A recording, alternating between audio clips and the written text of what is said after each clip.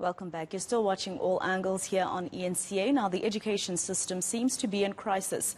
Social media has been flooded recently with images of pupils behaving badly, from dancing on tables to getting high to fighting with each other and teachers. Let's discuss the impact of this with education expert from the University of Stellenbosch, Jansen. Thank you very much for your time, sir, here on All Angles. I want to ask you the question that you posed in your opinion piece. You said, what does the viral video of that Krugersdorp High School tell us about the future of non-racial education in South Africa? Did you get the answer to that?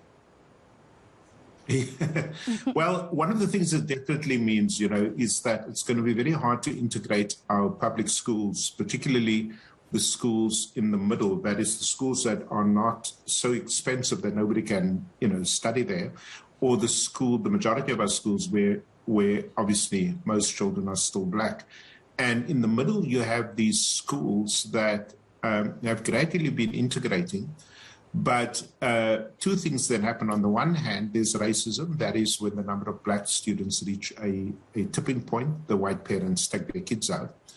But for those who stay, that is the white parents who retain their kids in the schools, they also eventually leave when the school becomes, when disciplinary problems arise. And so, those problems arise because very often the children who come into those schools come from schools that are already dysfunctional, which is why their parents take them, out of Soweto into the suburbs, out of Manenberg into the southern suburbs and so on. So we clearly have a challenge here of all white schools becoming all black schools. And I don't think that was the goal of our democracy. Our democracy very much has as one of its goals to have spaces in which our children can learn together and live together, and learn the habits of democracy before they enter the workplace. And clearly, this is very disconcerting what happened at Krugersdorp, but it also happened at other schools that I mentioned in the Times article, where the schools eventually go all black. And I just don't think that is the answer. So just to clarify, a lot of people would be listening to our interview now and they might think, oh, so are we going with the notion that as soon as black people come into an area, white people leave and the school turns bad because black people came in? Well, I think that's part of it. And I mean, we've done research of this for the past 5 years, and it's very, very clear that in the middle schools, that is, the schools are not wealthy. These are the former white schools, sort of, reasonable school fees. They're accessible to children from outside the community, that community, and so on and so forth. And there is a percentage of parents who just can't handle having too many black kids in the school, and they leave, and that's called racism. But there are also many white parents, and there are a lot of schools like this who prefer their children to learn with other children.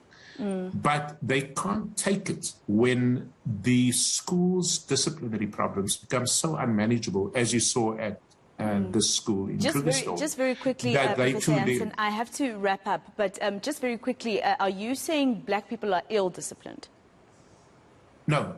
As I said in my article, the majority of children, black children in the former white schools, are well-disciplined. Their parents hold them to account, if they disrupt the school. But there is also, we'd be blind if we didn't recognize that, like at Krugersdorp, like at JG Stratham School, like at Sansusi, the disciplinary problems become too much, and then all the white kids leave.